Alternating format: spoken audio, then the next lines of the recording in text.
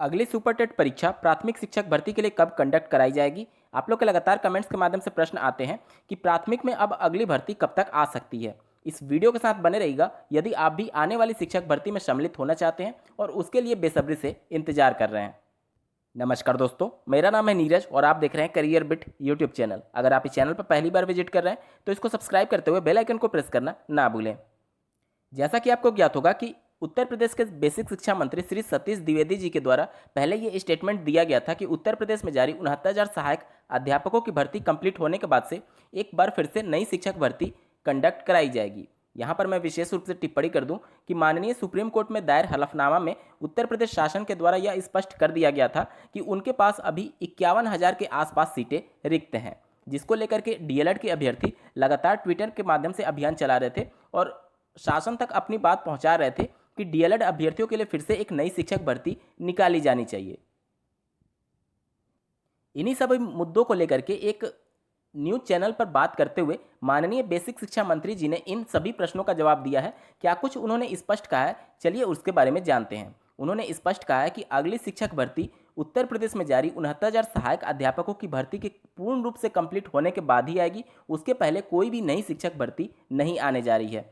साथ ही यहाँ पर उन्होंने विशेष रूप से ये टिप्पणी की कि डीएलएड एक न्यूनतम योग्यता है शिक्षक भर्ती में सम्मिलित होने के लिए। इसकी कोई भी गारंटी नहीं है कि अगर आप डीएलएड कंप्लीट कर चुके हैं और टेट या फिर सीटेट परीक्षा क्लियर कर लिए हैं तो आप शिक्षक बन ही जाएंगे।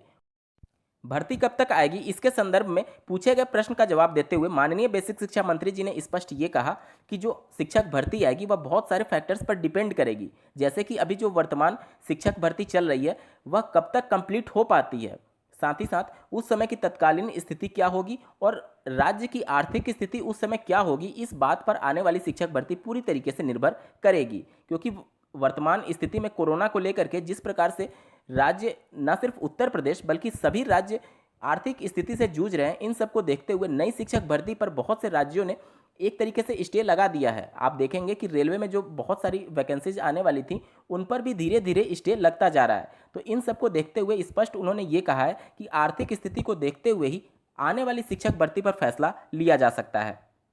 यहाँ पर एक बार आकलन करके देख लेते हैं कि कितना आर्थिक दबाव पड़ सकता है शासन पर। यहाँ पर जैसा कि उन्होंने हलफनामा में ये बताया था कि 51,000 उनके पास प्राथमिक में सीटें रिक्त हैं। अगर हम लोग 51,000 ही मान करके चलें और इसमें मल्टीप्लाई कर दें, एक शिक्षक की जो सैलरी होती है लगभग 42,000 के आसपास, तो यहाँ से मैं मल्टीप्लाई करता हूँ तो यहाँ पर आप देखेंगे 2.25 अरब रुपए उनको पर मंथ सैलरी के रूप में उत्तर प्रदेश शासन को देनी होगी। इन्हीं सबको देखते हुए आर्थिक स्थिति की बात की जा रही है प्राथमिक में बेसिक शिक्षा मंत्री जी के द्वारा।